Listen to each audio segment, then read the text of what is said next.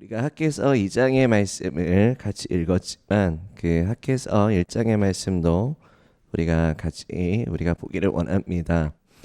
하나님께서 이제 고레스 왕을 통해서 그 포로였던 그 이스라엘 백성들을 귀환시키는 그러한 시간들이 있었습니다.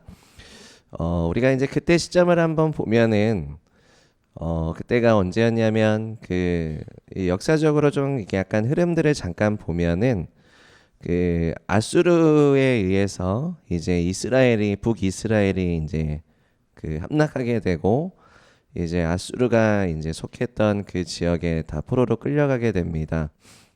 그 아수르가 이제 강성했을 때는 그 티그리스 유프라테스 강을 중심으로 해서 거기 이제 그 메소포타미아 지역이라고 부리는 이제 그 지역에 그 굉장히 이제 그 여러 강대국들이 이제 세워질 때마다 그 지역을 차지했었었는데 그 아수르가 그렇게 이제 그 지역을 다스리고 융숭해지면서 이스라엘까지 이제 그 쳐들어와서 북이스라엘을 함락시킵니다.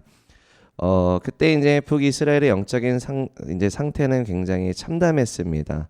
이제 우상 숭배도 만연했었고, 이제 그 많은 선지자들과 하나님의 말씀을 대언하는 자들의 그 목소리를 듣지 않았고, 결국에는 이제 북이스라엘이 함락되었습니다. 그리고 그 남유다 왕국이 계속 더 1000년 동안 더 지속이 됐다가 이제 티그리스 유프라테스 강 지역에 있었던 바벨론 제국이 거기를 차지하게 되고 또 용숭하게 돼서 또 이제 남유다를 쳐들어오게 됩니다. 그래서 남유다가 함락되게 됩니다. 그때도 이제 남유다의 상황은 영적으로 굉장히 이제 참담했었습니다. 하나님께로부터 멀어져 있었고 이제 하나님께로 멀어져 있다라는 얘기는 우상 숭배로 이제 만연했다라는, 그리고 여러 가지 잘못된 길을 걷고 있었던 것들이 있었습니다. 그래서 포로 시대가 얼마나 지속이 되었습니까? 한 70년 정도 이제 포로 생활을 하고 있었습니다.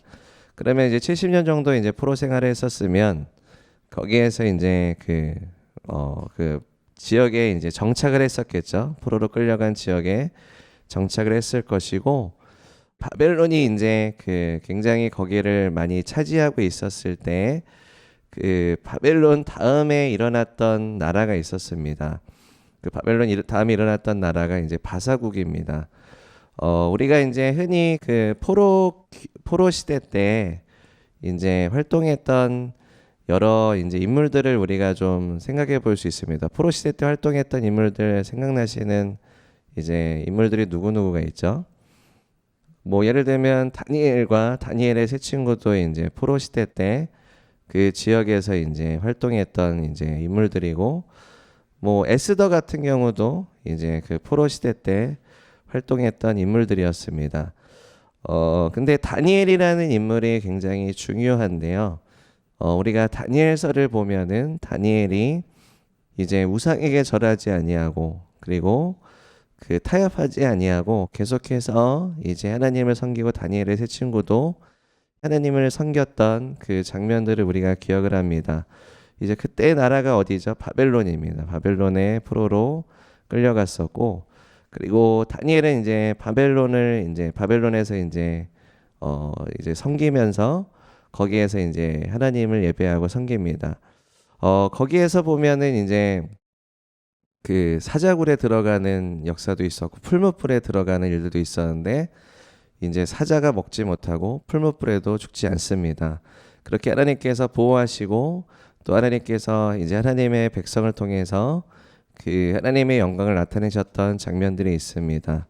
그리고 좀 더 이렇게 보면은 다니엘서를 보면은 거기에서 이제 다니엘이 중보기도하는 장면이 나옵니다. 중보기도하는 장면이 나오고, 거기에서 다니엘이 했던 기도의 내용들을 보면 결국에 이스라엘의 회복과 그리고 하나님의 성전의 회복이었습니다. 그 이스라엘 백성들은 그 하나님을 예배하고 하나님을 섬기는 것이 이스라엘의 정체성이다라는 것에 대해서 이제 다니엘은 그것을 분명히 알고 있었습니다. 성경에서도 우리의 정체성에 대해서 말씀하십니다. 우리의 정체성이 무엇입니까? 자, 우리 정체성이 뭐죠? 우리가 왕 같은 제사장이다라고 말씀하고 있습니다. 왕 같은 제사장이 뭐 하는 사람입니까? 제사장이? 자, 우리가 이제 구약에서의 말씀들을 여러분 읽으실 때 분명히 구약의 말씀들을 신약에서는 그것을 우리가 우리한테 어떻게 적용해야 될지를 분명히 말씀하십니다. 그죠? 여러분 신앙생활하는 이유가 무엇입니까? 신앙생활하는 이유가 하나님이 나를 이렇게 죄에서 자유케 하시고 내가 하나님과 회복시켜 주시고 그리고 내가 이제 치유함을 받았고 내가 회복을 받았고 내가 하나님을 섬기는 삶이 너무 좋구나. 그죠? 이게 굉장히 중요한 부분이긴 합니다. 근데 이것만 있지 않아요. 되게 중요한 본질적인 부분이 있습니다. 그것은 무엇이냐면 하나님께서 우리를 왕 같은 제사장으로 이제 삼으셨다입니다. 그러면 제사장의 역할은 우리가 구약에서의 제사장의 역할들을 보면은 뭐가 있었죠? 성막을 섬겼습니다. 성막을 섬기면서 하나님의 성전을 섬기면서 이제 이스라엘 백성들이 예배하러 올 때 그리고 회개하러 올 때 그들이 하나님 앞에 잘 가고 이제 하나님을 잘 예배할 수 있도록 섬겼던 사람들이 제사장들이었습니다. 근데 신약을 살아가는 모든 기독교인들은 왕 같은 제사장이다라고 말씀하고 있습니다. 우리가 레위인이라고 했을 때 레위인 신약을 살아가는 모든 기독교인들은 영적인 레위인이다라는 그런 말을 이제 우리 교회에서 많이 들어보셨을 겁니다. 그럼 왜 레위인입니까? 우리가 왜 레위인입니까? 레위인이 본질적으로 무슨 의미를 가지고 있습니까? 하나님께서 이제 구약을 보면 레위인들이 언제 세워졌냐면 이스라엘 백성들이 하나님께서 이제 모세를 시내산으로 부르셔서 모세가 시내산에 올라가서 하나님의 영광 안에서 하나님의 말씀을 받는 시간이었습니다. 십계명을 받는 시간이었고 그 말씀들을 받는 시간이었는데 이스라엘 백성들이 뭐 했습니까? 우상숭배했습니다. 황금 송아지 우상숭배를 했었고 그때 이제 우상숭배 가담하지 않고 우상숭배 절하지 않았던 자들이 누구였냐면 레위인들이었습니다. 하나님께서 그것을 기뻐하셔서 레위인들을 이제 하나님의 성전을 섬기는 자들로 기름 부어 주시고 사용하셨습니다. 그래서 우리가 이제 시편을 보면 시편을 썼던 사람들이 보면 대부분 다 레위인들이에요. 그리고 굉장히 예배자들이었습니다. 그래서 이들은 하나님의 성전을 계속 섬기면서 그렇게 하나님께서 이제 많은 하나님의 백성들이 주님 앞에 예배할 수 있도록 섬겼던 자들입니다. 우리가 하나님의 성전을 섬긴다라는 것은 우리의 본질적인 부분입니다. 우리의 정체성이에요. 여러분이 신약에서는 뭐라고 말씀하시냐면 예수님께서 교회의 머리가 되시고 우리가 그의 몸된 교회다라고 말씀을 하고 있습니다. 주님께서 우리를 예수님의 공동체 교회로 부르셔서 우리가 그 안에서 함께 연합하여서 우리가 하나님을 섬기고 그 다음에 영혼들이 주님 앞에 나올 수 있도록 우리가 하나님의 주의 교회를 섬기는 것은 우리에게 있어서 하나님이 주신 사명이고 특권이고 본질적인 부분이다라는 것을 성경에서는 계속 말씀하고 있습니다.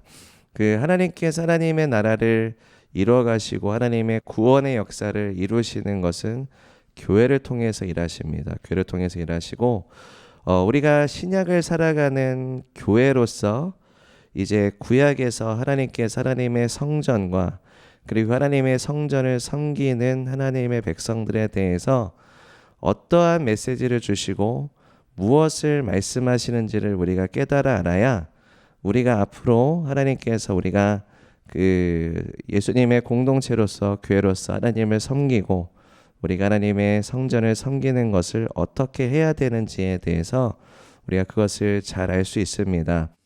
예수님께서 너희가 먼저 그의 나라와 그의 일을 구하면 이 모든 것을 더하시리라라고 이제 말씀을 하셨습니다. 결국에 하나님의 나라와 하나님의 의를 구하는 것이 하나님께서 너희의 모든 필요를 하나님이 아시기 때문에 너희 모든 필요를 너희가 채우는 것에 집착하지 말고 하나님의 나라와 의를 구하면 하나님께서 너희의 모든 필요를 채워주실 거야를 예수님은 분명히 말씀을 하셨어요. 다른 그 학개서의 지금 말씀도요. 지금 이것을 조금 지적을 하고 계십니다. 그래서 이제 학개서의 이제 역사적인 배경을 잠깐 훑었는데, 이제 포로 시대 때 이제 바벨론에 의해서 이제 다니엘이 중보기도를 했었습니다. 그죠? 중보기도를 해서 21일간 중보기도를 했었죠. 21일간 중보기도 했었고 밤낮으로 금식하며 이제 하나님 앞에 기도했습니다. 나중에 이제 그 기도 응답을 천사장이 이제 가지고 오죠. 가브리엘 천사가 이제 응답을 가지고 옵니다.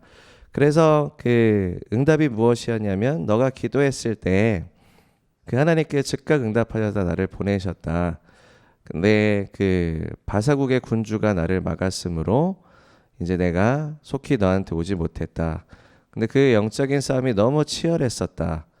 그래서 이제 천사장 미가엘이 나를 도왔으므로 그래서 이제 승리를 취하고 내가 너한테 이 응답을 가지고 왔다. 그래서 하나님께서 이제 너희를 회복시켜 주실 것이고 성전을 다시 재건시킬 것인데 먼저 하시는 일이 무엇이냐면 이제 바벨론은 지게 되고 바사가 일어서게 될 것이다라는 것을 말씀을 하셨습니다. 바사가 이제 현대 용어로 얘기하면 페르시아죠. 페르시아입니다. 바벨론이 이제 멸망하고 이제 바사 제국이 일어서게 됩니다. 그래서 바사 제국에 있어서 우리가 잘 아는 고레스 왕이 이제 바사 왕입니다. 명확하게 말하면 이제 고레스 2세입니다. 고레스 2세이고 고레스 칙령이 발표된 게 BC 538년경 정도 됩니다. BC 538년경 정도에 이제 고레스 왕이 이제 칙령을 발표하게 되는데 고레스 왕에게 하나님이 기름 부으시고 그를 통해서 일하실 것이다라는 예언이 200년 전에 이사야 선지자가 그 예언을 이미 했어요. 이사야 선지자의 이사야서에서 이제 여러분 성경 어플로 고레스 검색하면 이사야 선지자가 200년 전에 이미 하나님이 고레스를 기름 부으시고 사용하실 것이다라는 것을 이미 예언하셨습니다. 놀랍지 않습니까? 그죠? 나중에 영국 비전트릭 가서 대형 박물관 가게 되시면 고레스 칙령 증거물도 이렇게 다 보실 수 있고요. 네, 성경에서 많은 그런 증거 자료들이 많이 있습니다. 어쨌든 그래서 이제 538년에 스룹바벨이 이제 감독하에서 이제 포로 기한이 이루어지게 됩니다. 여기에서도 등장하는 이제 감독이 스룹바벨이죠. 근데 여기에서는 우리가 학개서 1장 1절을 잠깐 보시면 다리오 왕이 등장합니다. 다리오 왕은 이제 고레스 2세가 고레스 칙령을 발표하고 그 다음에 이제 고레스 아들이 그 다음에 통치하고 그 다음에 다리오 1세가 등극하게 됩니다. 그러니까 시간이 많이 지난 거예요. 그래서 이때가 약 BC 522년 정도 됩니다. 그러니까 고레스 칙령이 발표되고 나서 약 16년 정도가 흘러갔어요. 고레스 왕이 고레스 칙령을 발표할 때 너희의 성전을 재건하라라고 이제 보내줬던 거죠. 너희 백성이 하나님을 섬기고 너희의 성전을 재건하라라고 보내줬는데 벌써 16년이 지난 거예요. 16년이 지난 거예요. 다리오 왕 제2년, 그러니까 다리오 왕이 등극하고 이제 2년째 여섯째 달 그 달 초하루, 그러니까는 한 여섯째 달 1일 정도 되는, 그러니까는 우리가 한 여섯 번째 달 6월 1일 정도 되는, 만약에 1월부터 시작했다라고 치면 여섯째 달이죠. 그래서 이제 선지자에게 하나님이 말씀을 하시죠. 그래서 스룹바벨과 이제 대제사장 여호수아에게 하나님의 말씀이 임하셨습니다. 그러니까는 하나님의 성전을 너희가 왜 등한시 여기느냐, 왜 성전 건축하는 것을 등한시 여기느냐라고 말씀하시면서 이제 5절에 보면 너희의 행위를 잘 살펴라. 그러니까는 바벨론에서 이제 유대인들은 굉장히 잘 살았을 수 있습니다. 굉장히 잘 이제 돈도 많이 벌고, 물론 이제 포로 시대였지만은 그들이 잘 정착해서, 그리고 거기는 굉장히 그 문화적으로나 이제 문명적으로 융숭한 곳이었기 때문에 좋게 잘 살았을 수 있습니다. 근데 여기로 오니까 굉장히 황폐한 거예요. 그죠? 황폐하고, 그리고 이들은 그 성전을 재건할 때 아마 솔로몬의 성전과도 같은 그러한 영광스러운 성전, 굉장히 규모도 크고 굉장히 그 우리가 딱 보기에도 내가 자랑스럽다라고 여길 만한 그러한 이제 웅장한 그러한 이제 성전을 상상했을 겁니다. 근데 막상 성전을 재건하려고 보니까 이제 그렇게 성전이 크게 짓지 못할 것 같은 거예요. 그리고 그렇게 성전을 지을 마음도 없어요. 그리고 본인 집들을 세우고 이제 본인들이 잘 살기에 그거에 이제 마음이 급급하다 보니까 성전 건축도 미뤄지게 되고 등한시되었던 상황들이 벌써 16년이 흘러가 버린 거예요. 그래서 이제 하나님께서 학계 선지자를 통해서 이제 말씀을 하시는 그러한 장면입니다. 너희의 행위를 살필지라.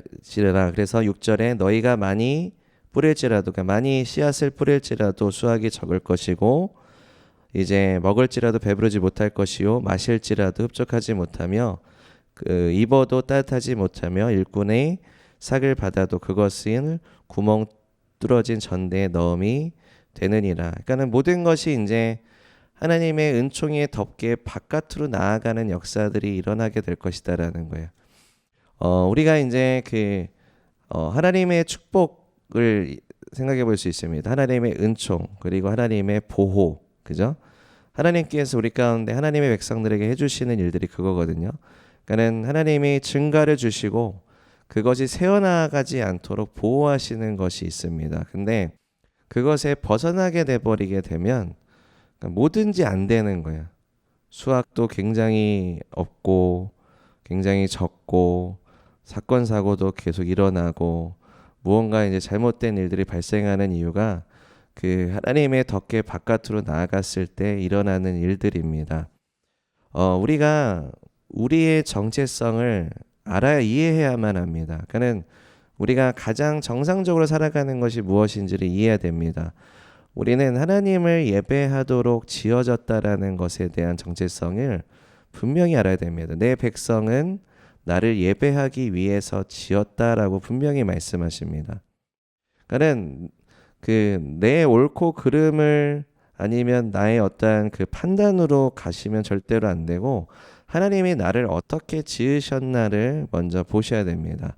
그러니까 하나님을 예배하는, 그리고 하나님을 섬기는 자로서 하나님께서 우리를 구속하여 주셨고 이제 세우셨고 기름 부으셨다면 나는 그렇게 살아가야지만 하나님의 축복과 덮개 안에 살아갈 수가 있어요. 하나님이 나를 왜 지으셨고 내가 어떻게 살아가기를 원하시는가를 발견하는 것이 가장 지혜로운 방법입니다. 가장 축복된 삶이고 가장 행복한 삶입니다. 그러니까 하나님과 나는 떨어져서 살 수 없습니다라는 것을 발견하신 분들은 굉장히 행복하신 분이죠. 그죠? 하나님과의 친밀함과 하나님과의 관계 안에서 이제 가장 좋은 것들을 발견하시고 누리시고 경험하시며 살아가시는 겁니다. 근데 꼭 하나님이 필요한가? 하나님 없어도 나는 충분히 잘 살 수 있어. 만약에 이렇게 생각한다면 결과적으로 뭐 자기가 원하는 것을 얻을 수는 있겠지만 결국 그것에 이제 만족하지 못하고 계속 이제 그거에 얽매이는 삶을 살다가 결국에는 하나님 없이 삶을 마감하게 되는 역사들이 일어나게 됩니다. 그런 분들에게 만약에 이것이 진리이고 이렇게 살아가셔야 됩니다라고 얘기하면 코웃음 치실 거야. 무슨 뭐 예배자, 무슨 성전을 섬겨, 무슨 하나님을 섬겨, 이런 것들에 대해서 코웃음 치실 거예요. 우리가 기독교인으로서도 그러한 분들이 계실 수 있어요. 그는 어떠한 그 신앙관에 대해서 우리가 볼 때 내가 여태까지 신앙생활한 그러한 신앙관을 내가 내 잣대로 이것을 쫙 이렇게 펼쳐보고 신앙은 이렇게 하는 것이야라고 이제 얘기하시는 분들이 계십니다. 그러한 신앙관은 결과적으로는 잘못된 것입니다. 왜냐하면 하나님께서 우리가 어떻게 살아가야 되고 어떻게 신앙을 가져야 되는지 분명히 성경에서 말씀하시고 분명히 기준을 주고 계시는데 내가 기준을 세워버리게 되는 거거든요. 그 하나님의 기준은 절대적입니다. 하나님의 기준은 절대적인 기준이기 때문에 나를 하나님의 기준에 맞추지 않으면요, 결국에는 삼천포로 가는 인생이 돼요. 처음에는 각도가 되게 작겠지만 점점 벗겨나게 돼요. 우리가 마음이 순전한 예배자가 되어야 됩니다라는 말씀을 강단에서 많이 선포하십니다. 마음이 순전하다는 얘기는 뭐냐면 100% 순결한 그러한 부분입니다. 순전한 부분들. 그러니까 때가 묻지 않고 정결함을 나아가는 것이 순전함입니다. 그죠? 우리가 이제 물을 먹을 때도 아주 맑고 좋은 이제 순전한 물을 먹기 원하듯이 성경에서도 너희가 나를 믿는 자는 생수의 강이 흘러넘치라. 아주 순전한 물이고 아주 순전한 동기입니다.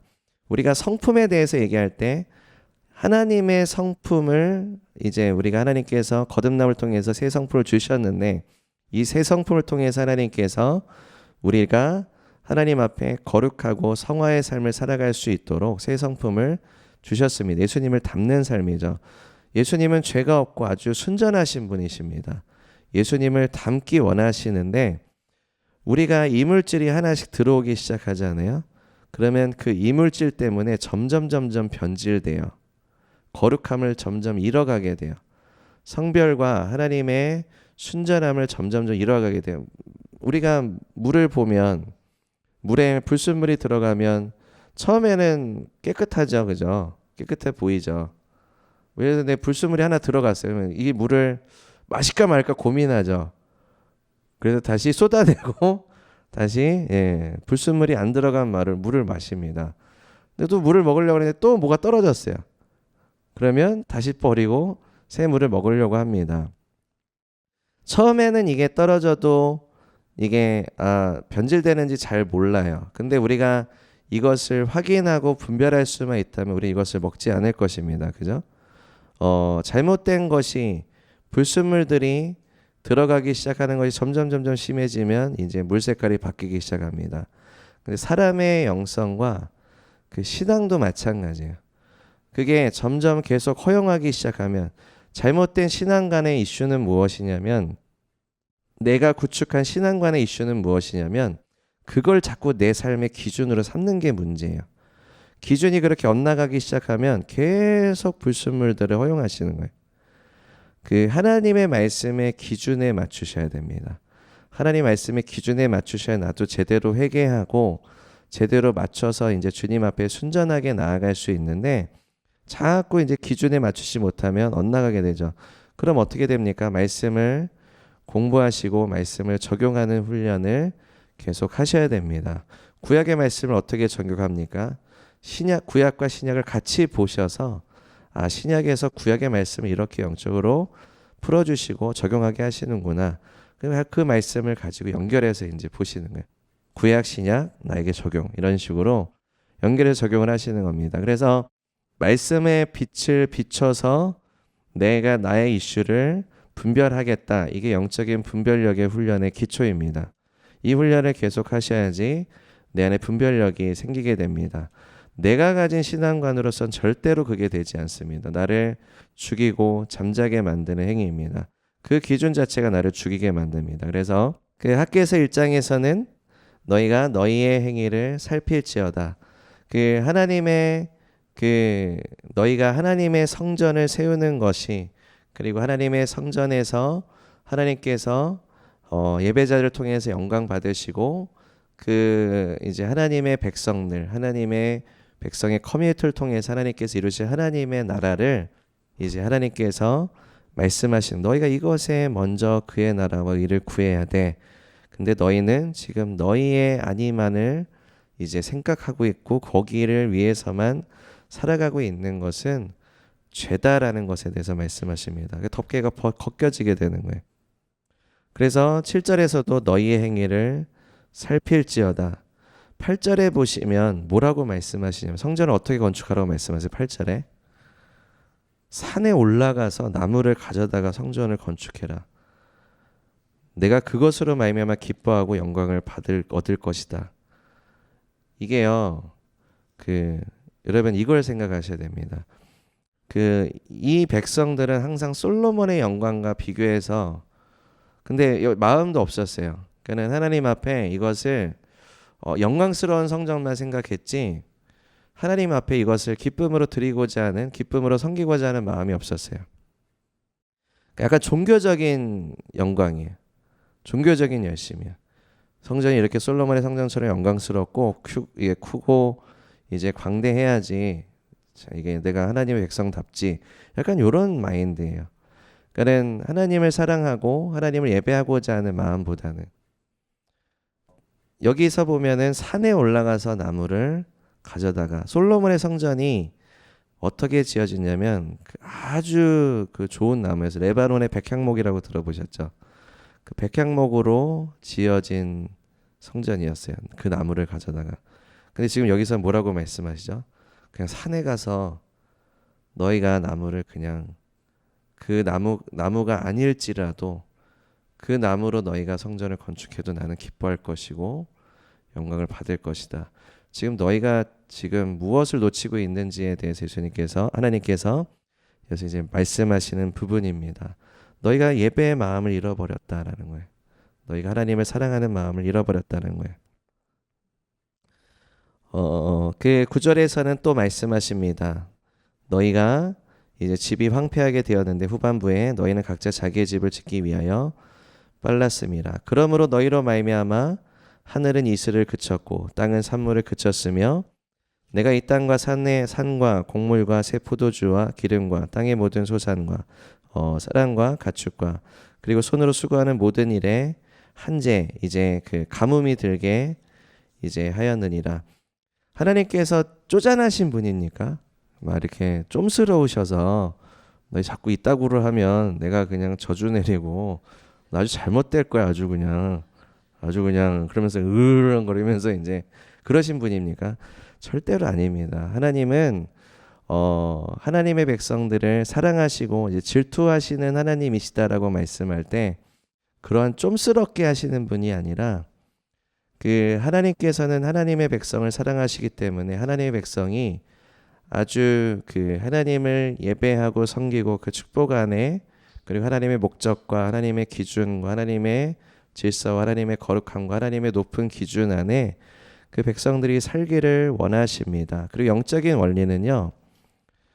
모든 것이 하나님의 주권하에 있는데 하나님이 세우신 영적인 원리는 하나님이 세우신 기준 바깥으로 벗어나게 되면 결국에는 죄예요. 죄입니다. 죄.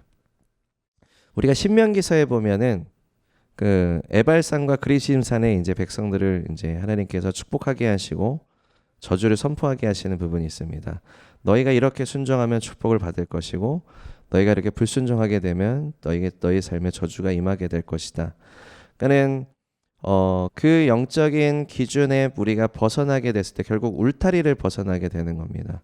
그러니까는 아담과 하와가 이제 선악과를 먹지 말라는 하나님의 기준을 그리고 하나님의 권위와 하나님의 보호하심과 하나님의 축복과 덮개 안에서 살아갈 수 있는 것을 불순종함으로 인해서 쫓겨나게 됩니다. 쫓겨나게 돼요. 그러니까 하나님의 권위와 보호하심과 임재 바깥으로 내가 그냥 나가버리게 되는 거예요. 하나님께서 이걸 억지로 내보내시는 게 아니라 하나님은 우리를 축복하기 원하시는데 내가 그것을 선택함으로 인해서 바깥으로 나가게 됩니다. 왜 구약에서 하나님께서 이렇게 우리가 이제 막 사람들이 봤을 때 하나님 이렇게 쫌스러우시지 왜 이렇게 얄팍하게 하시지 그게 아니라 결국에 예수님이 오신 신약의 말씀을 보면은 이제 빛이 임하였을 때 사람들이 죄를 더 사랑함으로 빛을 거부함으로 이제 하나님께로 나아가지 않았다라는 것이 그것을 이제 더 밝히 설명해 주세요. 그러니까 결국에 하나님께서는 하나님의 백성들을 사랑하시고 축복하기 원하시는데 그들이 이제 다른 것을 더 사랑하고 이제 하나님의 것을 선택하지 않음으로 인해서 초래하게 되는 결과들을 지금 이 말씀을 주고 계십니다. 그러니까 하나님의 덮개가 거쳐지게 되는 거예요. 나도 하나님의 울타리 바깥으로 넘어가는 것이고, 그리고 하나님의 덮개가 그로부터 거쳐지게 됩니다. 아담과 하와는 이제 영원토록 에덴 동산에 살도록 지어졌어요. 그게 하나님의 계획이, 하나님의 목적이에요. 근데 왜 쫓겨났습니까? 불순종해서요. 그러면 하나님이 좀스러운 겁니까? 하나님이 얄팍하신 겁니까? 아니죠. 그들이 하나님의 기준을 함부로 여겼고 하나님의 말씀과 권위를 함부로 여겼기 때문에 결국에는 그들은 죄를 선택하게 된 것입니다. 결국에 이 이스라엘 백성들이 죄를 선택했기 때문에 그에 대한 대가를 초래하게 되는 거예요. 결국 이것이 하나님의 심판과 맞물려 있습니다. 하나님의 심판은 바로 잡으시는 역할을 합니다. 그러니까 우리가 그 체벌을 하거나 우리가 이제 세상의 여러 나라 법들을 봐도 그 법을 통해서 처벌을 합니다. 그죠? 벌금을 매기고 그 다음에 이제 구금형을 하게 됩니다. 그 목적은 무엇입니까?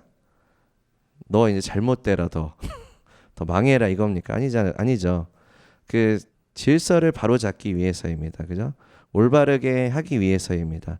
잘못된 것을 어떤 법의 기준을 통해서 너가 이 기준에 어긋났기 때문에 너는 이것에 대한 처벌을 받아야 된다. 그래서 이것을 받음으로 인해서 이제 사회의 질서와 올바른 것들을 다시 바로잡겠다라는 것이 법의 기능입니다. 법의 기능이에요. 하나님께서 말씀으로 이 세계를 창조하셨기 때문에 그 하나님께서 세우신 질서와 영적인 원리가 사람은 그걸 따라갈 수밖에 없어요. 그죠? 예수님을 믿지 않는 세상 사람들도 법의 기능과 법이 해야 되는 역할을 분명히 이해하고 합니다. 그 누가 세우셨습니까? 하나님이 세우셨으니까 사람들이 나라를 통해서 법을 세우죠. 범칙금들을 매기고 뭐 안전벨트 내가 내 마음대로 안 해도 되지 왜 그걸 갖고 뭐 벌금을 매겨 이렇게 얘기할 수 있습니까? 이제 그 운전자의 안전을 위해서 이제 안전벨트 내가 안 매면 벌금 매기잖아요. 경찰이 딱 봤다가 안전벨트 안 매셨잖아요. 그러면서 이게 벌금 매기잖아요. 근데 안전벨트 안 매는 게 내가 남한테 피해를 주는 겁니까? 그런데도 벌금을 매기잖아요. 왜 매기죠? 그러니까 운전자의 안전을 위해서 벌금을 매기는 거잖아요. 그러니까 운전자도 꼭 매고 다니라고. 그게 이제 어떤 기준을 세워서 그것을 바로잡기 위한 역할을 합니다. 하나님의 심판도 마찬가지입니다. 하나님의 심판도 그 죄라는 성질이 그렇습니다. 죄라는 성질이 기준이 없으면요. 죄는 더 퍼져나가게 돼요. 여러분 아마 돈에 대한 그 죄, 성적인 죄악에 대한 죄를 한번 생각해 보시면 그 죄의 성질이 얼마나 그 독한지를 알 수 있습니다. 어떤 기준과 절제와 울타리가 없으면 이 우후죽순으로 퍼져나가게 돼요. 그죠?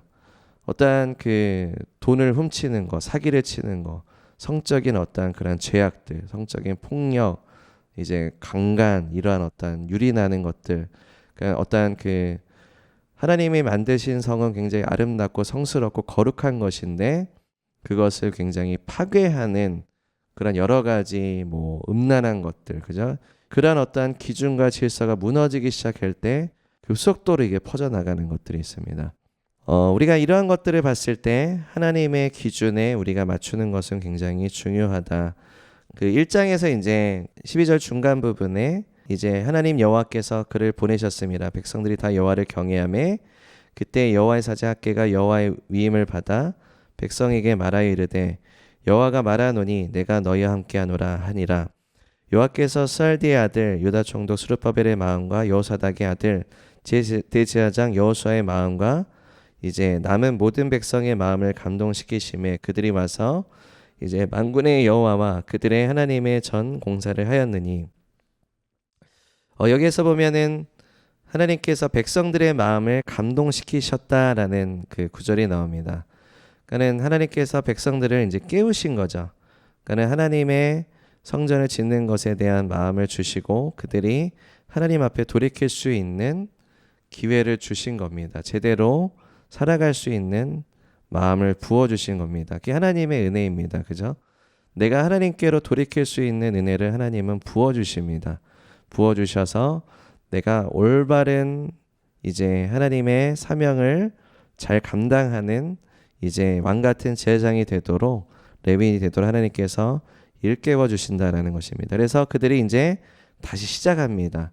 이때가 언제냐고요? 고레스 칙령 이후에 16년이 지난 시간이에요. 16년이나 지났어요. 그 전까지 16년 동안 뭐 한 거예요? 자기 집 짓고 이제 자기 돌보기 바쁘고, 그리고 하나님의 성전을 건축하는 것은 아주 등한시했던 그러한 이제 시간이었습니다. 15절에 보시면 그때는 다리오 왕 제2년 여섯째 달 24일이었더라. 1장 1절이 며칠이었죠? 여섯째 달 1일이었고 지금은 24일이 지났습니다. 그죠? 24일이 지났어요. 그러니까 1장 1절에서 이제 1장 15절에 24일이 지난 거예요. 그럼 2장 1절에는 그 며칠입니까? 일곱째 달 21일이죠. 그죠? 21일. 그러면 또 이제 한 달 정도 지난 거죠. 한 달 정도 지난 겁니다. 학개에게 다시 한번 말씀이 임했어요. 그죠? 학개에게 말씀이 임했습니다. 학개에서 1장 2장을 보면은 그게 그 기간이 많지, 이게 막 긴 기간이 아니에요. 몇 달 정도밖에 안 돼요. 그죠? 그래서 이제 학개 선지자에게 하나님의 말씀이 한 달 뒤에 임하셨는데, 그 3절에 말씀하십니다. 너희 가운데 남아 있는 자 중에 이제 이 성전의 이전 영광을 본 자가 누구냐? 이제 이것이 너희에게 어떻게 보이냐? 이것이 너희 눈에 보잘 것 없지 아니하냐? 하나님이 말씀하시죠, 그죠? 그러니까 솔로몬의 성전과 비교해서 보잘 것 없으니까 이들이 종교적인 이제 생각만 가지고 그냥 하찮게 여긴 거예요. 그래서 의욕도 없고 마음도 없으니까 4절에 이제 하나님께서 이제 말씀하십니다. 스룹바벨아 스스로 굳세게 할지어다. 여호사닥의 아들 대제사장 여호수아야 스스로 굳세게 할지어다. 이 땅 모든 백성아 스스로 굳세게 하여 일할지어다. 자, 우리 라이프라인 때 목사님께서 하나 키를 주신 말씀이 있습니다. 뭐였죠? 비전에 대해서 말씀하셨고, 그 다음에 우리 회개하는 시간도 가졌죠. 그 비전에 대해서 그 열정을 가지고 있지 않으면 그 비전을 놓치게 될 것이다 라는 거예요. 그게 키와 같은 말씀이었습니다. 그죠? 스스로 굳세게 할지어다. 이게 무슨 말씀이에요? 이 성전의 나중 영광이 이전 영광보다 클 것이다. 이 하나님이 주신 비전이에요. 그죠? 하나님이 주신 비전에 너희가 열성적으로 이것을 가지고 가야 된다라는 것에 대해서 하나님이 일깨워 주시는 말씀이에요. 성전이 얼마나 중요합니까? 왜 다니엘은 금식을 하며 그것을 기도했고, 그것이 얼마나 중요하길래 왜 천사장들은 왜 사단과 공중권세와 그렇게 기막힌 영적 싸움을 했어야만 했습니까? 이게 얼마나 중요하길래, 이게 하나님의 나라에 있어서, 하나님의 역사에 있어서 이것이 얼마나 중요한 부분이길래 왜 이러한 역사적 흐름 가운데 하나님이 이사야 선지자를 통해서 200년 전에 고레스가 세워질 거라고 예언하시고, 하나님은 왜 이런 것들을 다 준비하시고 계속 수백 년 동안 일하오시고 이런 것들이 하나하나 퍼즐 피스처럼 맞춰가서 여기까지 왔을까요? 이게 얼마나 중요하길래 우리가 이것을 좀 볼 수 있어야 됩니다. 하나님께서 하나님의 교회를 세우실 때 그 교회를 통해서 하나님이 계획하시고 이제 하실 일들이 엄청나다라는 거예요. 엄청나다라는 거. 그래서 이 성전의 나중 영광이 이전 영광보다 더할 것이다. 그래서 2절은 하나님께서 이 성전에 대한 비전을 굉장히 강력하게 말씀하십니다. 그래서 너희는 이것 가운데 스스로 열심을 내어 마음을 굳세게 잡고 이 비전이 세워질 수 있도록 그리고 달려 나아갈지어다라는 것에 대해서 이제 하나님께서 말씀하십니다. 하나님께서 우리를 또 이제 새 성전과 우리가 예수님의 공동체로서 이제 지금 우리가 어떻게 나아가야 될지를 또 하나님께서 이제 말씀하시고 우리를 일깨워 주시는 시간이다라고 믿습니다. 네, 그렇게 해서 이제 여러 가지 이제 이들이 가지고 있었던 그런 이제 문제들을 이제 단호하게 끊고 소극적인 믿음과 이제 이런 소심한 두려움을 이제 너희가 벗어버리고 너희가 이제 담대하게 예수님의 불과 열정을 가지고 이제 이것을 세울지어다라고 말씀하십니다. 그리고 5절에 보시면 너희가 애굽에서 나올 때 내가 너희와 언약한 말과 나의 영이 계속하여 너희 가운데 그리고 머물러 있나니 너희는 두려워하지 말지어다. 그러니까 하나님께서 항상 함께 하셨다라는 거죠. 함께 하셨다. 여기서 나오네요. 그죠? 신년 주제 말씀이 여기서 나옵니다. 그러니까 하나님께서 너희가 하나님의 애굽에서 나온다는 얘기는 하나님께서 애굽은 세상을 이제 의미하기도 합니다. 주님께서 우리를 세상에서 부르셔서 하나님과 언약을 맺으시고 하나님의 백성으로서 우리를 구속하여 주셔서 우리가 하나님의 임재 안에 계속 나아갈 수 있는 그러한 이제 백성으로 우리를 삼아 주셨다. 내가 너와 항상 함께 있으니 내가 너에게 일러준 그 언약된 말, 언약한 말은 그냥 말보다 훨씬 더 중요합니다. 훨씬 더 높습니다. 그러니까 하나님과 언약의 관계를 맺은 하나님께서 이것을 이행하시겠다. 내가 너의 하나님이고 이제 너가 나의 백성이기 때문에 내가 이것을 반드시 이행하겠다. 그리고 나의 영이 계속하여 너희 가운데 함께 머물러 함께 있었다. 6절에 만군의 여호와가 이같이 말하노라. 조금 있으면 내가 하늘과 땅과 바다와 육지를 진동시킬 것이요 또한 모든 나라를 진동시킬 것이며 그리고 모든 나라의 보배가 이르리니 내가 이 성전의 영광이 충만하게 하리라. 만군의 여호와의 말이니라. 6절에서 7절 말씀은 지금 아직 성전도 짓지 않았는데 그리고 솔로몬의 성전보다 훨씬 작은 성전인데 지금 엄청난 메시지를 주세요. 그죠? 이제 하나님께서 이제 모든 것들을 진동시키실 것이다. 이제 진동하리라라는 것은 하나님의 심판을 얘기합니다. 하나님께서 바로 잡으시겠다요. 그죠? 바로 잡으시겠다.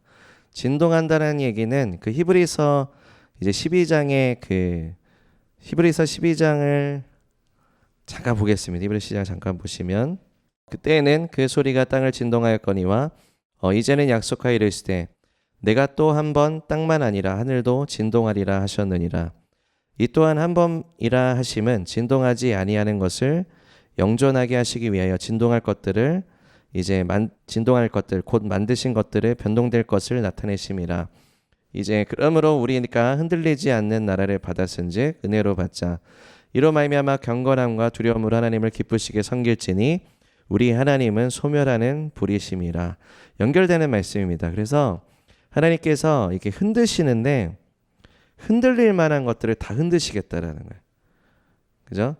그 하나님 반석 위에 세운 집은 흔들리지 않습니다. 모래 위에 세운 집은 흔들립니다. 언제요? 비바람이 물어칠 때.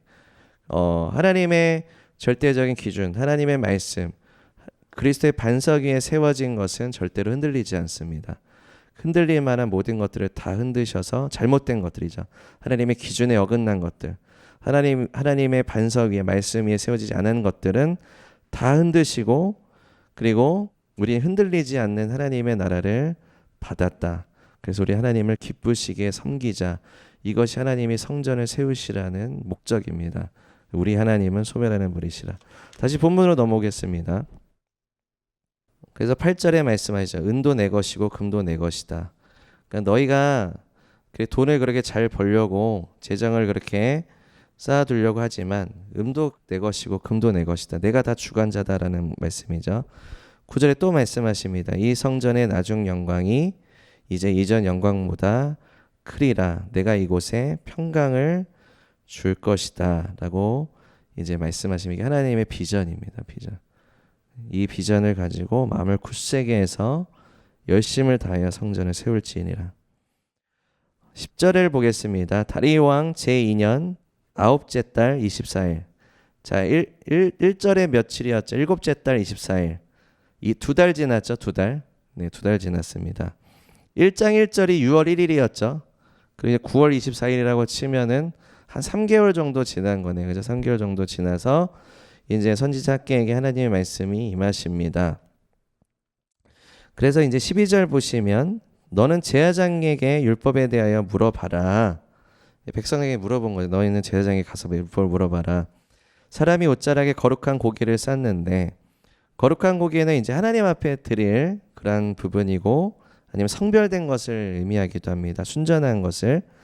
그 옷자락이 만일 떡이나 국이나 포도주에나 기름이나 다른 음식물에 닿았으면 그것이 성물이 되겠느냐, 하나님 앞에 드려질 만한 것이 되겠느냐. 학개가 물음에 제사장들이 대답하여 이르되 아니니라 하는지라. 이제 학개가 제사장들에게 물어봤을 때 아닙니다. 학개가 또 물어봅니다.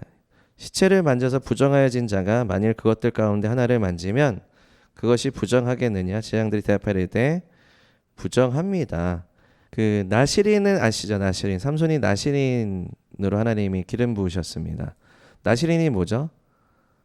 결국 성결하고 거룩하고 순결한 삶으로 하나님 앞에 드려진 거예요. 근데 이제 계속 삼손은 부정한 것, 시체도 만지고 죽은 시체 사자의 입안에 있는 그 꿀을 이렇게 먹기도 하고 창녀랑도 자고 이 여자 저 여자 자고 계속 이렇게 허랑방탕한 삶을 살았습니다. 하나님이 나시린으로 부르셨고 세우셨는데 결국에 하나님이 그에게 부어주신 기름 부음이 떠나가는 순간에 자기가 알아채지 못합니다. 하나님으로부터 그만큼 멀어졌기 때문에.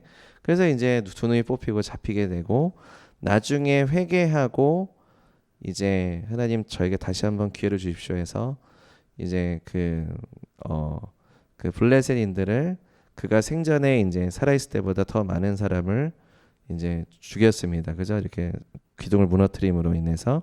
하지만 그의 인생도 같이 마감하게 됐습니다. 만약에 삼손이 나시린으로 살았다면 그러한 결말을 가져왔을까요?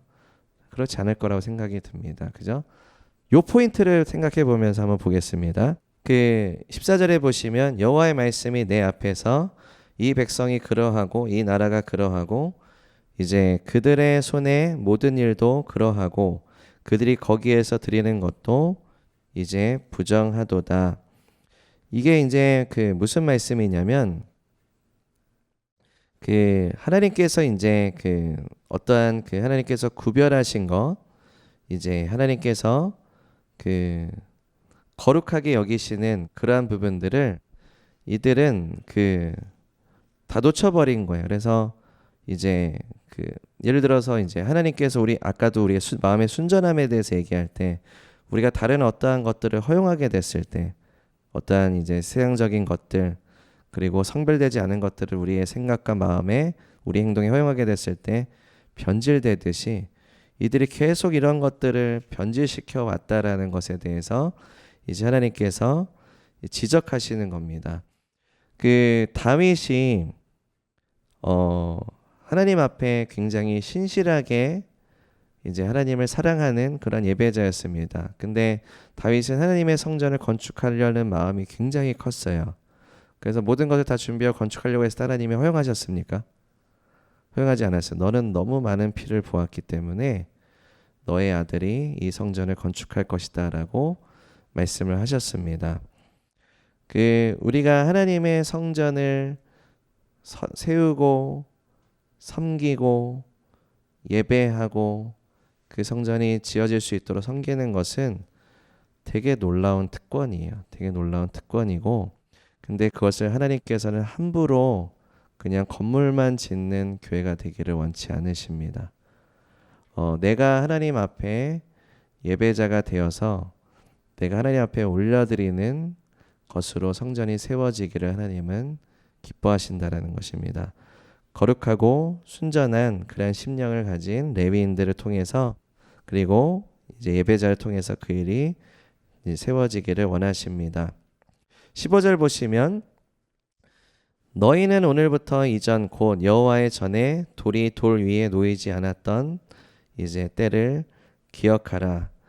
그러면서 16절에는 그때는 20고루 곡식 더미 이른즉 10고루뿐이었고 포도즙 틀에 50고루를 기르러 이른즉 이제 20고루 뿐이었느니라. 이게 무슨 말씀이냐면 20고루 곡식을 추수하려고 하는데 10고루만 추수하는 것이고요. 포도즙을 50고루를 이제 기르려고 하는데 포도주가 이제 즙이 20고루밖에 없는 거예요. 그러니까는 수확의 절반 이하로 계속 떨어지는 거죠. 만군의 여호와가 말하노라 내가 너희 손으로 지은 모든 일에 곡식을 마르게 하는 재앙과 깐부기 재앙과 우박으로 쳤으나 너희가 내게로 돌이키지 아니하였느니라. 하나님께 마음이 없는 거예요. 그러니까 하나님의 비전을 섬길 마음이 없는 거예요. 그는 비전을 상실해 버린 거예요. 그러니까 하나님께서 이 놀라운 역사 가운데 고레스 칙령을 통해서 스룹바벨과 이스라엘 백성들을 귀환시켜서 이제 이 백성이 나를 예배할 것이다. 이 백성이 성전을 세울 것이다라고 비전을 주셨는데 아무것도 안 한 거예요. 몇 년 동안? 16년 동안. 마음이 없었던 거예요. 자기 살 길 바쁘고 자기 안위만 따지고 있었기 때문에 결국 그들 스스로가 하나님의 덕계 바깥으로 나가게 되고 이제 이러한 저주가 삶 가운데 임하게 되는 역사들이 일어나게 됐습니다. 그래서 18절에 너희는 오늘 이전을 기억하라. 이게 무슨 말이냐면 오늘 전부터 있었던 16년의 역사를 돌아봐. 기억해봐. 너희들이 어떻게 살아왔는지. 내가 너희를 포로 귀환시키고 내가 이사야 선지자로부터 예언했었던 그리고 다니엘의 기도를 통해서 이스라엘 백성들의 하나님의 사람들을 통해서 하나님이 행하시고 천사장들을 보내시고 놀라운 영적인 승리를 가져오시고 하나님의 영광을 나타내기 위해서 내가 너희를 이렇게 세웠는데 너희는 16년 동안 뭐 했느냐예요. 뭐 했느냐. 이 전을 기억하라. 아홉째 달 24일 곧 여호와의 성전 지대를 쌓던 날부터 기억하라 보라. 자, 여호와의 성전 지대를 쌓은 날이 며칠이냐면 9월 24일 2장 10절의 때부터예요. 그죠? 이전 16년간 하고 9월 24일부터 성전 지대를 세운 날을 기억하라. 19절은 전환이에요. 곡식 손자가 아직도 창고에 있느냐. 포도나무, 무화과나무, 석류나무, 감람나무에 열매가 맺지 못하였느니라. 그러나 오늘부터는 내가 너희에게 복을 주리라. 며칠부터요? 성전 지대를 쌓는 9월 24일부터. 그 전까지는 너희가 저주를 끌어안는 삶을 살아왔지만 이제부터는 내가 복을 주리라 말씀하시는 거예요. 20절에 그달 24일에 여호와의 말씀이 다시 학개에게 임하시라. 너는 유다 총독 스룹바벨에게 말하 이르라. 내가 하늘과 땅을 진동시킬 것이. 아까 또 말씀하셨죠. 다시 말씀을 주세요. 그죠? 땅을 진동시킬 것이요. 여러 왕국들의 보좌를 엎을 것이요. 여러 나라의 세력을 멸할 것이요. 왜요? 하나님의 기준에 다 벗어났기 때문에 그렇습니다. 흔들릴 만한 모든 것들을 다 흔드시겠다. 여러 나라의 세력들을 멸할 것이요. 그 병거들과 그 탄자들을 엎드려뜨리리니 말과 그 탄자가 각각 그의 동료의 칼에 엎드려지리라. 만군의 여호와가 말하노라. 스알디엘의 아들 내 종 스룹바벨아 여호와가 말하노라. 그날에 내가 너를 세우고 너를 인장으로 삼으리니 이제 이는 내가 너를 택하였음이니라. 만군의 여호와의 말이니라 하시니라. 그 하나님의 성전을 열심으로 세우고 나아가는 이제 스룹바벨을 향해서 하나님께서 인장으로 삼으시겠다라고 말씀을 하셨습니다. 이 18절의 말씀에서 하나님께서 전하여 주시는 부분에 그 하나님의 백성들이 그 자기의 욕구를 채우는 것에 우선으로 삼았기 때문에 결국엔 그들은 그것으로 이제 결코 이제 그들의 삶이 그것으로 이제 목말라 하는 삶으로 계속 가게 돼요. 결국에 중독이죠. 그죠? 중독. 하나님께서는 하나님만으로 만족하도록 우리를 지으셨는데 내가 하나님을 섬기고 하나님을 예배하고 주님을 따르는 것에 내가 거기에 만족하도록 세우셨어요. 그 목사님께서 한번 그 커뮤니티에서 말씀하셨습니다. 교회 공동체에 대해서 말씀하셨는데 교회 공동체에 우리가 함께 하나님을 예배하고 교제하고 섬길 때 넘치는 배부름과 만족을 주신다라는 그 말씀을 하신 적이 있어 기억나시나요? 그게 그 하나님께로부터 하나님의 나라로부터 오는 우리가 주시는 하나님의 만족이야. 나를 믿는 자는 그 배에서 생수의 강이 흘러 넘치리라. 그죠? 제자들이 이 질문했습니다. 주님, 하나님 나라 일을 하는 것은 무엇입니까? 하나님 아버지와 그의 보내신 자 예수 그리스도를 믿는 것이 하나님 나라 일을 하는 것이다. 결국 우리가 하나님을 신뢰하고 하나님을 따라가고 하나님을 섬기는 것이 믿음이잖아요. 주의 말씀을 듣는 것이 믿음이잖아요. 우리가 그것을 하는 것이 하나님 나라 일을 하는 것이다라는 거예요. 결국 하나님께 순종하는 거죠. 내가 옳고 그름, 내가 옳다라고 여기는 것을 하는 것이 아니라 하나님을 신뢰하고 하나님을 따라가는 것이다. 그들이 하나님 앞에 회개하고 이제 마음을 다해서 주님을 섬겼을 때 하나님께서 축복하시겠다. 너희는 먼저 그의 나라와 그의 일을 구하면 이 모든 것을 너희에게 더하시리라. 그 하나님의 사역에 대한, 하나님의 성전을 세우는 것에 대한 태도가 바뀌었을 때 하나님도 그들을 전환해 주시고 저주에서 축복으로 바꾸시는 역사를 행하십니다. 하나님의 은총의 덮개로 덮어주시고 그리고 하나님께서 흔들리지 않는 나라를 너희가 섬기는 것이다. 내가 다 흔들 것인데 너희는 흔들리지 않는 나라를 받았기 때문에 기쁘게 하나님을 섬겨라. 우리 하나님은 소멸하는 분이시다라고 말씀하십니다. 인장이라는 것은 스룹바벨에게 하나님이 인장을 주셨는데 이제 그 인장은 이제 그 문서에 이제 이렇게 문서에 보면 옛날에 이렇게 보면 이렇게 도장 같이 이렇게 뭔가 이렇게 막 인주 같은 거 이렇게 해서 불로 이렇게 녹여갖고 이렇게 쫙 찍는 거 있잖아요. 그게 이제 인장입니다. 그래서 아니면 문서 내부에다가도 인장을 찍기도 합니다. 진짜 그 인장을 찍는다는 얘기는 그 문서의 주인이 있을 거 아닙니까? 주인이 이제 배달부한테 배달해서 메시지를 전하는 왕이 이제 조서를 보낸다든지 이때도 인장을 찍죠. 칙령 같은 거 보낼 때. 그래서 이 인장은 그 주인에게 이 문서의 메시지가 굉장히 특별한 권위와 가치가 있다라는 것을 이제 말씀하십니다. 하나님께서 너를 이제 스룹바벨을 이제 세우고 이제 인장으로 삼았다.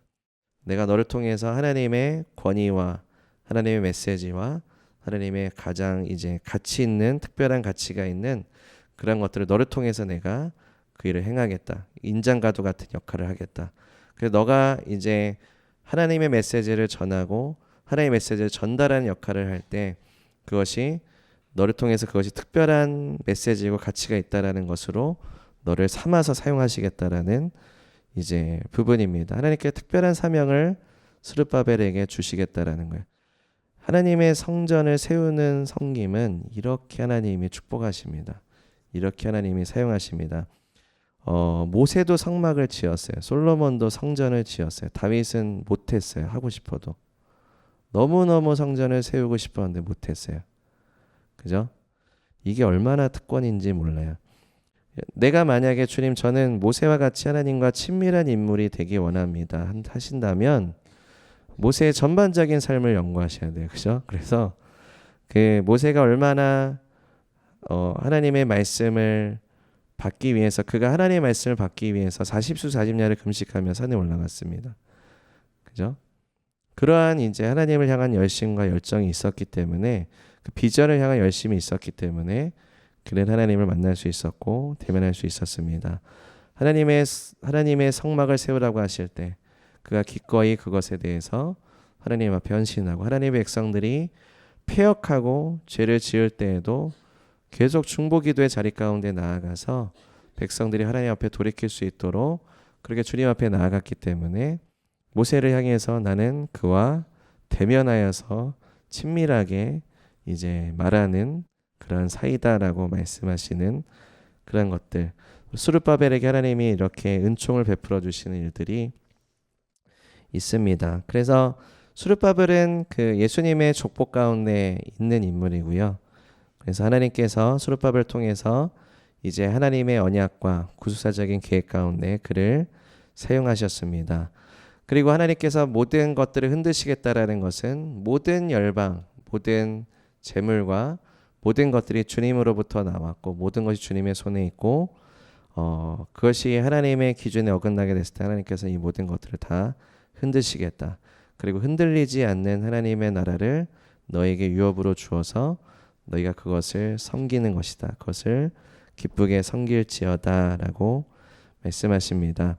하나님께서 우리가 새 성전으로 나아가는 과정 가운데 이끄시는데 우리가 성전을 향한 그 마음이 우리가 주님 안에서 순전한지 우리 그것을 좀 돌이켜보는 시간이 되었으면 좋겠습니다. 내가 하나님을 섬기는 레위인으로서 우리가 주님을 기쁘시게 섬기는지, 나의 안위와 나의 이고만을 생각하고 있지는 않은지. 학개서에서는요, 그것도 이제 보여주세요. 무엇이냐면, 이제 백성들이 이렇게 좀 이렇게 추수가 16년 동안 이제 하나님 앞에 멀어져 있었기 때문에 축복된 삶을 살지 못했을 뿐더러 이제 막 그 물가도 굉장히 많이 올라갔어요. 올라간 상태예요. 그러니까는 저희 돈이 없습니다. 저희는 이런 것을 할 충분한 여력이 되지 않습니다. 그때 이제 백향목을 살 돈이 어디 있습니까? 솔로몬의 성전을 우리가 짓고 싶은데 백향목을 살 돈이 없습니다라고 얘기하는 그 시간에 우리가 아까 읽었듯이 산에 가서 나무를 캐. 산에 가서 나무를 해서 그걸로 해. 내가 그거 기쁘게 받을게. 그 성전에 하나님께서 영광으로 임하시는 역사도 있을 거야. 하나님이 그것까지 말씀을 하시는 거예요. 그러니까 우리가 그 돈이 없다라는 거, 물가가 올랐습니다. 내가 무언가가 가지고 있지 않습니다는 핑계라는 거예요. 그것으로 내가 그러한 마음으로 우리가 하나님을 섬길 수는 없다라는 겁니다. 하나님께서는 우리가 정말로 그 다윗과도 같이 그렇게 하나님을 사랑하고 하나님의 성전을 통해서 하나님께서 영광 받으시고 예배자들이 주님 앞에 드려지는 하나님의 기쁘신 뜻을 함께 하나님의 마음을 가지고 섬길 자들을 하나님은 찾으시고 그러한 예배자를 통해서 하나님이 영광 받으시겠다라고 말씀하십니다. 우리가 그러한 좀 교회로서 우리가 주님을 섬기며 나아가는 시간이 되길 원합니다. 하나님께 동일하게 우리 교회 가운데도 말씀하신다고 믿습니다. 이 성전의 나중 영광이 이전 영광보다 더할 것이다. 우리가 하나님의 성전을 섬기는 것은 특권입니다. 우리가 그렇게 새 성전을 섬기고 또 우리가 앞으로 하나님께서 주의 교회를 통해서 행하실 우리 주의 교회를 위해서 우리가 레위인으로서 이렇게 섬기며 나아가는 시간이 되기를 원합니다. 함께 기도하시겠습니다.